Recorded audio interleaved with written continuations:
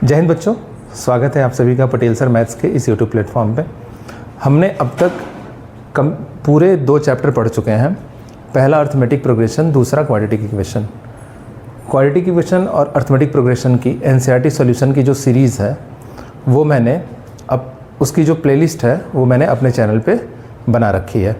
आप उस प्लेलिस्ट को खोल के सारे क्वेश्चंस के सॉल्यूशन को देख सकते हैं और उसको समझ सकते हैं। जो भी कॉन्सेप्ट यूज़ हो रहा है इन दोनों ही चैप्टर्स में, quadratic equation and arithmetic progression वाले चैप्टर्स में, सारे कॉन्सेप्ट को मैंने अपने चैनल पे बताया है। आपका काम ये है कि आप पहले उन वीडियोस को देखिए, एनसीईआरटी के क्वेश्चन सॉल्व करिए, फिर अलग से जो मैंने एक सीरीज़ चलाई है बोर्ड एग्ज़ाम रिलेटेड सीरीज़, उसकी भी प्लेलिस्ट मैंने अपने चैनल पे बना रखी है। उस प्लेलिस्ट को भी खोल के आप क्वेश्चंस की प्रैक्टिस कर सकते हैं।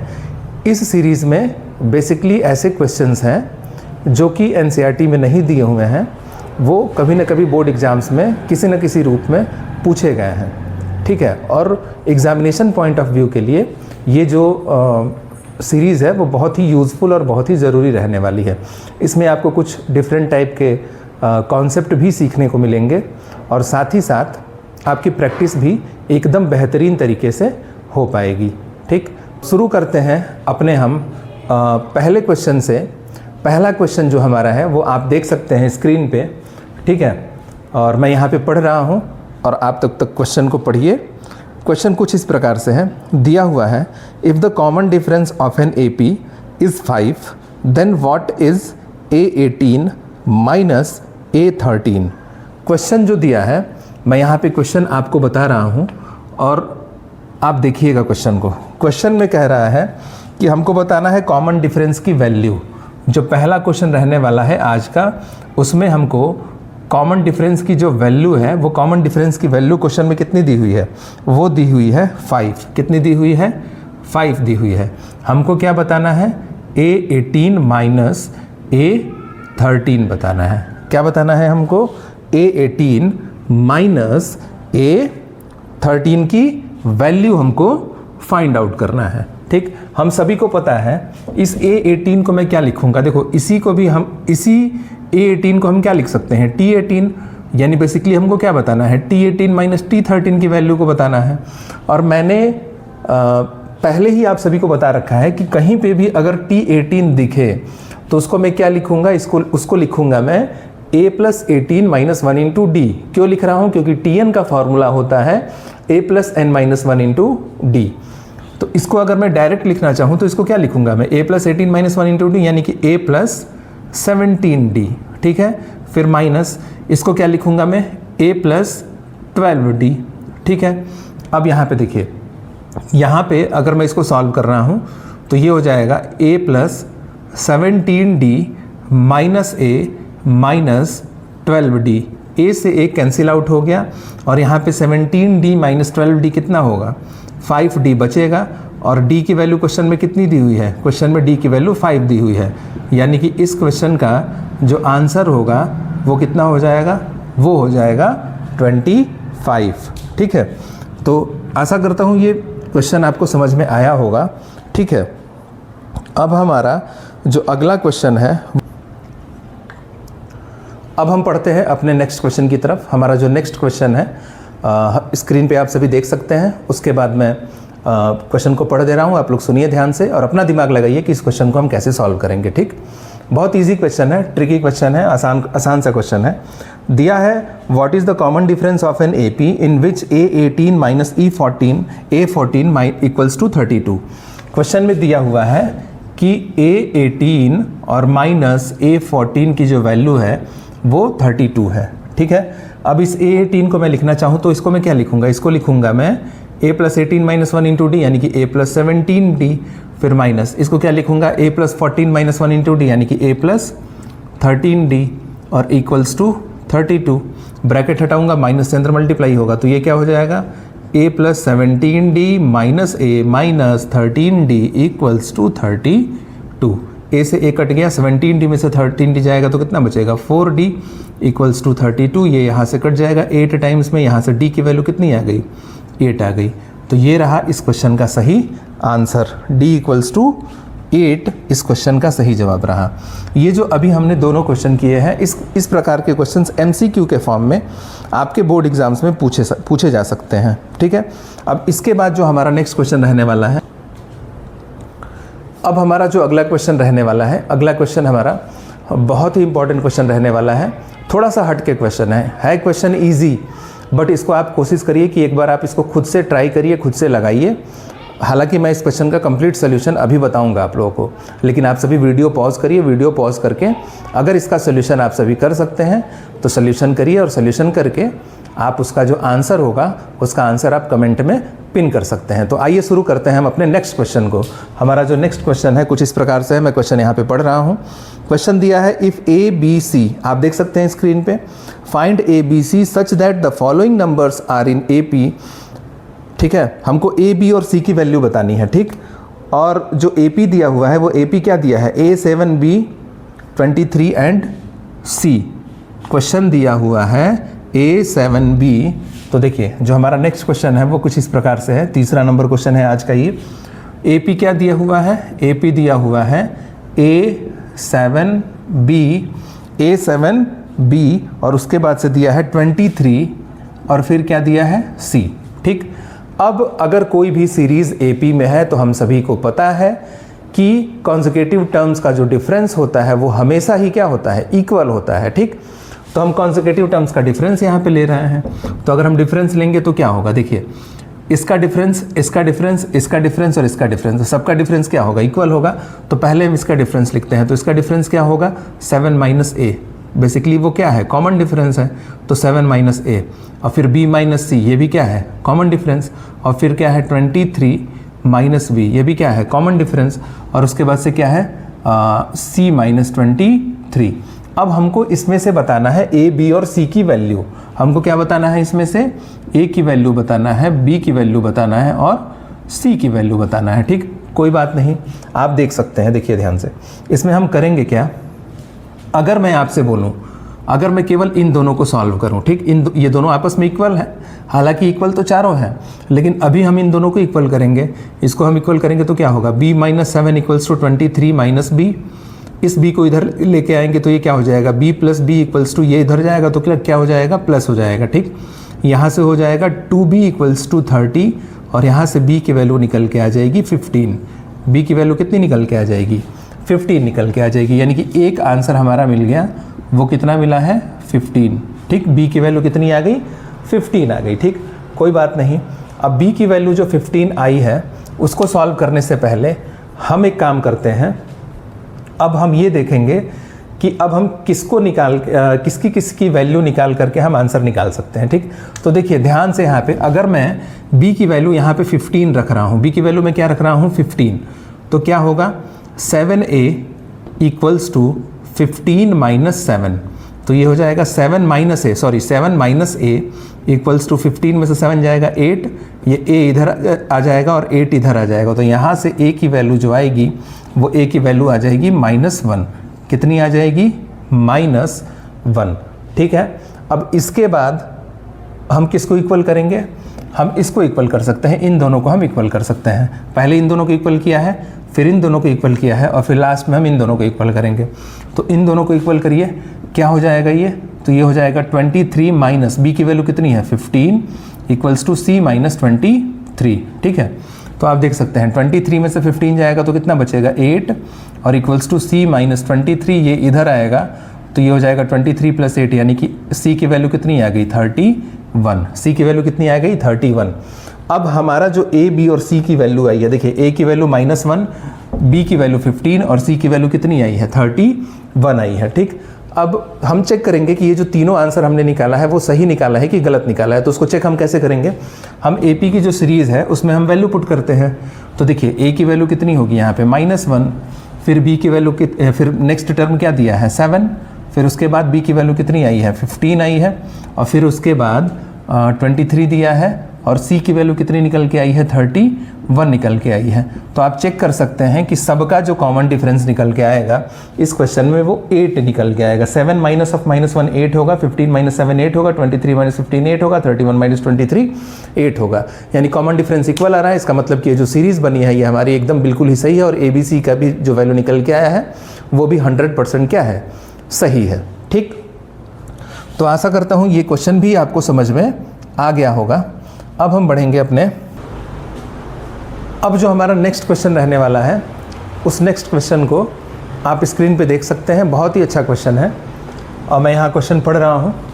क्वेश्चन दिया है कि डिटरमाइन के so that k² + 4k + 8, 2k² + 3k + 6 and 3k² + 4k + 4 are 3 consecutive terms of an AP। हमको k की वैल्यू बतानी है, ठीक है, और k की वैल्यू बतानी है तो जो AP की जो सीरीज़ है वो k के टर्म में है। तो क्या दिया हुआ है, जो पहला टर्म है, आज का जो 4th नंबर का क्वेश्चन है उसमें जो पहला टर्म दिया हुआ है वो दिया हुआ है k², और फिर आगे लिखा है +4k और +8। जो दूसरा टर्म है वो दूसरा टर्म दिया हुआ है 2k² + 3k + 6, 2k² + 3k और +6, ठीक है। इसके बाद जो नया नेक्स्ट टर्म दिया है वो दिया है 3k² + 4k, 3k² + 4k और +4, प्लस क्या है 4। हमको बताना है इसमें k की वैल्यू, ठीक है। कोई बात नहीं, हमने अभी इसके पहले वाले क्वेश्चन में जो हमने कॉन्सेप्ट सीखा है, हमने क्या सीखा है कि कोई भी नंबर, कोई भी सीरीज़ अगर AP में है तो कॉन्सेक्यूटिव टर्म्स का जो डिफरेंस होता है वो क्या होता है, इक्वल होता है। तो वही काम हम इसमें भी करेंगे। कॉन्सेक्यूटिव टर्म्स का डिफरेंस हम क्या करेंगे, इक्वल करेंगे। तो कॉन्सेक्यूटिव टर्म्स का डिफरेंस मतलब इसका डिफरेंस, और क्या करेंगे हम, इसका डिफरेंस निकालेंगे। तो इसका डिफरेंस क्या होगा, डिफरेंस निकालने के लिए क्या करते हैं, बाद वाले टर्म में से हम पहले वाले टर्म को माइनस करते हैं। तो इसमें से अगर मैं इसको माइनस करूँगा तो इसको क्या लिखूँगा मैं, 2k² + 3k + 6 minus k² + 4k और +8 इक्वल्स टू, यहाँ पे हो जाएगा 3k² + 4k + 4 माइनस, यहाँ पे हो जाएगा 2k² और +3k और +6। जब भी माइनस रहता है ब्रैकेट लगाना नहीं भूलते हैं, ठीक, क्योंकि माइनस से जब ब्रैकेट हटाते हैं तो माइनस से मल्टीप्लाई होता है और सबका साइन क्या होता है, चेंज होता है, ठीक। तो अब आप देख सकते हैं, इसको मैं लिख सकता हूँ 2k² + 3k + 6 minus k² -4k -8 equals to, इसको लिखूँगा मैं 3k² + 4k + 4 minus 2k² -3k और +6, ठीक है। अब 2k² में से k² को मैं माइनस करूँगा तो वैल्यू बचेगी k², 3k में से 4k घटाऊँगा तो -k होगा, 6 में से 8 को घटाऊँगा तो -2 होगा, इक्वल्स टू, यहाँ पे 3k² में से 2k² घटाऊँगा तो k² बचेगा, 4k में से 3k घटाऊँगा तो वैल्यू +k आएगी, और 4 में से जब मैं क्या करूँगा, 6 को माइनस करूँगा, यहाँ पे माइनस होगा एक्चुअली, क्योंकि यहाँ पे माइनस है तो यहाँ पे प्लस है, तो क्या हो जाएगा, प्लस माइनस माइनस हो जाएगा, ठीक है। तो 4 - 6 कितना हो जाएगा, -2। यहाँ से k² से k² कट गया, -2 से -2 कट गया, ये इधर आएगा या फिर इसको इधर लेके जाएंगे तो यहाँ हो जाएगा 0 = 2k, क्योंकि माइनस के इधर जाएगा तो प्लस हो जाएगा, तो k + k कितना हो जाएगा, 2k। तो यहाँ से जो k की वैल्यू निकल के आएगी वो क्या निकल के आएगी, 0, और यही इस क्वेश्चन का सही आंसर होगा, ठीक है। तो आशा करता हूँ ये क्वेश्चन भी आपको समझ में आ गया होगा। अब हम बढ़ते हैं अपने नेक्स्ट क्वेश्चन की तरफ, जो हमारा अगला, तो देखते हैं, ठीक है। अब देखिए, अब जो हमारा अगला क्वेश्चन रहने वाला है, ये क्वेश्चन अच्छा क्वेश्चन है, बढ़िया क्वेश्चन है। इस क्वेश्चन को एग्ज़ाम में आने के चांसेस ज़्यादा हैं। आप इस क्वेश्चन को पढ़िए, खुद से इसको लगाने की कोशिश करिए, वीडियो पॉज करिए, और जब आंसर आए तो उस आंसर को आप कमेंट में पिन कर दीजिए, ठीक है। मैं जो क्वेश्चन है वो आप सभी को स्क्रीन पे दिखा रहा हूँ, आप देख सकते हैं। जो हमारा क्वेश्चन है कुछ इस प्रकार से है, मैं यहाँ क्वेश्चन पढ़ रहा हूँ। क्वेश्चन कह रहा है, split 207 into 3 parts such that these are in AP and the product of the 2 smaller parts is 4623, ठीक है। स्मॉलर पार्ट्स का जो प्रोडक्ट है वो प्रोडक्ट कितना है, 4623 है। तो देखिए, सबसे पहली चीज़ तो आपसे ये बोला गया है कि हमको 207 को 3 हिस्सों में तोड़ना है। तो देखिए, जब 3 हिस्सों में तोड़ने की बात आती है और हम एपी पढ़ रहे हैं, तो जो हमारा पहला हिस्सा होने वाला है क्वेश्चन का वो क्या होने वाला है, पहला होगा a माइनस डी, दूसरा होगा a, और उसका जो अगला होगा वो क्या होगा a प्लस डी। ये होगा पहला, ये होगा दूसरा और ये होगा तीसरा। अब इन तीनों को ऐड करके 207 आना चाहिए। अब अगर मैं बोलूँ आपसे कि 15 को 3 भागों में तोड़ना है, तो आपकी मर्जी, आप उसको 3 भाग में कैसे डिवाइड करेंगे, 3 + 2 + 10 ऐसे भी कर सकते हैं। कोई बच्चा आया कहेगा कि सर मुझे पहला हिस्सा 5 लेना है, दूसरा हिस्सा मुझे 4 लेना है और तीसरा हिस्सा मुझे 6 लेना है। तो कुल मिला जुला के तीनों हिस्सों का जो सम आना चाहिए वो 15 आना चाहिए। अगर मैं 15 की बात कर रहा हूँ, यहाँ पे 207 की बात हो रही है, तो 207 की बात हो रही है तो इसका मतलब क्या हो रहा है कि तीनों पार्ट्स का जो सम होगा वो कितना होगा, 207 होगा। पहला पार्ट a माइनस डी, दूसरा a और तीसरा a प्लस डी। तो तीनों का सम करिए तो ये क्या होगा, a minus D plus a plus D equals to 207। ठीक है, अब d से d यहाँ से कैंसिल आउट हो गया, यहाँ आएगा 3a इक्वल्स टू 207, ये जाएगा 3 6 जा 18 और 3 9 जा 27। तो a की वैल्यू जो निकल के आएगी वो निकल के आएगी 69। अब जो क्वेश्चन कह रहा है आगे, वो क्वेश्चन आपसे कह रहा है कि जो प्रोडक्ट है, किसका किसका प्रोडक्ट पूछ रहा है आपसे, कह रहा है कि the product of 2 smaller parts is 4 6 2 3। दोनों स्मॉलर पार्ट्स का जो प्रोडक्ट है वो प्रोडक्ट कितना है, वो प्रोडक्ट दिया हुआ है 4 6 2 3। स्मॉलर पार्ट्स का जो प्रोडक्ट, स्मॉलर पार्ट्स क्या है, एक ये है और एक ये है, ये तो बड़ा पार्ट्स हो जाएगा। तो इन दोनों का प्रोडक्ट मतलब first part into second part का जो प्रोडक्ट है वो कितना है, 4 6 2 3। पहला वाला पार्ट क्या है, a माइनस डी, और दूसरा वाला पार्ट क्या है, a, और इक्वल्स टू 4 6 2 3। ठीक, अब यहाँ से a की वैल्यू जो होगी, a की वैल्यू क्या है, a की वैल्यू है क्वेश्चन में 69, और यहाँ पे क्या लिख देंगे, a की जगह पे 69 माइनस डी इक्वल्स टू 4 6 2 3। ठीक है, तो अब देखिए, अगर मैं 69 से इसको डिवाइड करूँगा, किससे डिवाइड करूँगा, 69 से, तो थोड़ा सा अगर आप अपना दिमाग लगाएंगे तो आपको पता चलेगा कि ये 67 टाइम्स में चला जाएगा। यूनिट डिजिट से आप देख सकते हैं, 7 9 जा 63, 63 का 3, मतलब यूनिट डिजिट पे कितना आ रहा है, 3 आ रहा है, और लगभग 60 का स्क्वायर 3600 के आसपास होता है, तो यहाँ पे 60 होना चाहिए। ठीक, तो मल्टीप्लाई करेंगे तो 4 6 2 3 ही आएगा। ठीक है, आप चेक भी कर सकते हैं। ठीक, तो यहाँ से अगर मैं इसको इधर लेके जा रहा हूँ और इसको इधर लेके आ रहा हूँ, तो ये हो जाएगा 69 माइनस 67 इक्वल्स टू डी। तो यहाँ से जो डी की वैल्यू निकल के आएगी, वो डी की वैल्यू क्या निकल के आएगी, 2 निकल के आएगी। डी की वैल्यू कितनी निकल के आएगी, 2 निकल के आएगी। ठीक है, तो अगर इस क्वेश्चन में आपसे पूछा जाए कि AP क्या है, एक्चुअली में AP बन क्या रही है, ठीक है, तीनों हिस्से क्या क्या है 207 के। ठीक है, तो 207 के जो तीनों हिस्से होंगे, पहला हिस्सा क्या है, a माइनस डी, a की वैल्यू कितनी है 69, और 69 माइनस 2 करेंगे तो कितना होगा 67, तो पहला हिस्सा हो जाएगा 67। दूसरा क्या होगा, उसमें हम अगर d ऐड कर देंगे तो क्या दूसरा हिस्सा आ जाएगा, मतलब इसमें d ऐड करेंगे तो ये आ रहा है। ठीक, तो इसमें 2 अगर ऐड करेंगे तो कितना होगा 69, इसमें 2 ऐड करेंगे तो कितना होगा 71। अब इन तीनों का सम करके आप देख लीजिए, जो आंसर आएगा वो कितना आएगा, इन तीनों का सम अगर आप करेंगे तो वो आएगा 207। यानी कि ये जो आंसर निकल के आया है हमारा, बिल्कुल ही सही आंसर है। ठीक है, अब जो हमारा अगला क्वेश्चन रहने वाला है, बहुत ही अच्छा क्वेश्चन रहने वाला है।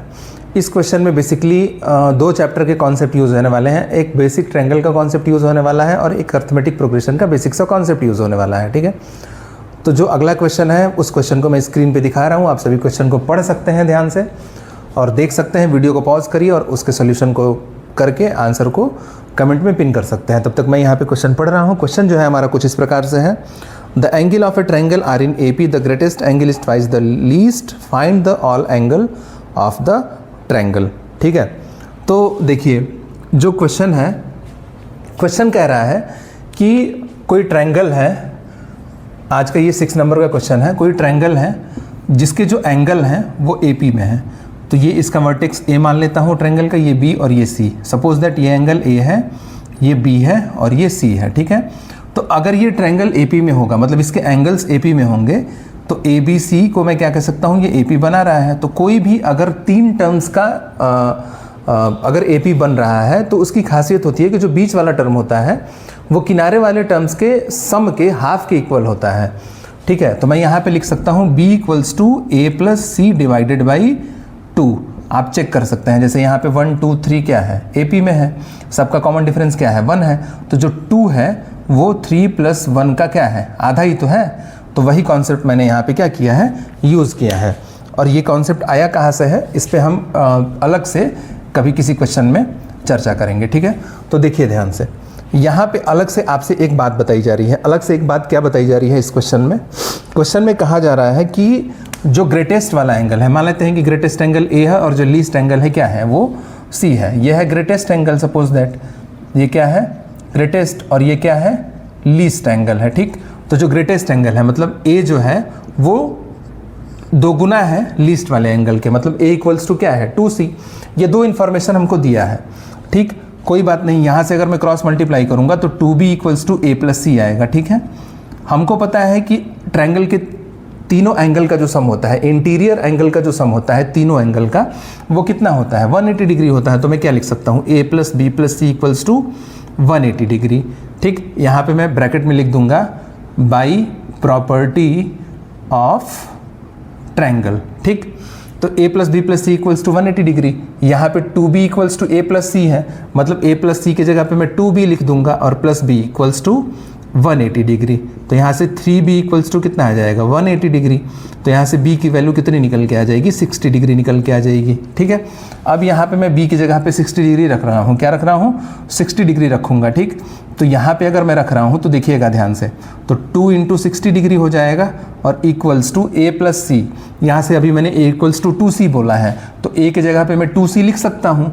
यहाँ पे a इक्वल्स टू क्या है, 2c, तो a की जगह पे यहाँ पे मैं 2c लिख सकता हूँ। ठीक, तो ये हो जाएगा 2c + c, और यहाँ से हो जाएगा 3c इक्वल्स टू 120 डिग्री, और ये कटेगा तो कितना आएगा, 40। यानी कि यहाँ से c की जो वैल्यू निकल के आएगी वो कितनी निकल के आ जाएगी, 40 निकल के आ जाएगी। कितनी निकल के आ जाएगी, 40 निकल के आ जाएगी। ठीक, तो अब आप देख सकते हैं यहाँ पे मैंने b निकाला है 60 और c कितना निकाल दिया है, 40 निकाल दिया है। तो a की वैल्यू कितनी निकल के आएगी, a इक्वल्स टू क्या है, a इक्वल्स टू 2c है। तो यहाँ पे जो a इक्वल्स टू हो जाएगा वो हो जाएगा 2 × 40, यानी a की वैल्यू कितनी निकल के आ जाएगी, 80 डिग्री। तो जो AP बन रहा है वो कुछ इस प्रकार से बन रहा है, 80 60 और क्या है, 40। ठीक है, तो तीनों एंगल जो निकल के आएंगे वो क्या निकल के आएंगे, 80 डिग्री, 60 डिग्री और 40 डिग्री। तो आशा करता हूँ आपको ये वीडियो पसंद आया होगा। ठीक है, वीडियो पसंद आया है तो आप इस वीडियो को लाइक करिए, अपने दोस्तों तक शेयर करिए, चैनल को सब्सक्राइब करिए। ठीक है, तो आज के लिए बस इतना ही। फिर मिलते हैं अपने नेक्स्ट वीडियो में एक नए ऊर्जा के साथ, नए कॉन्सेप्ट के साथ और नए चैप्टर के साथ। तो आज के लिए बस इतना ही, धन्यवाद।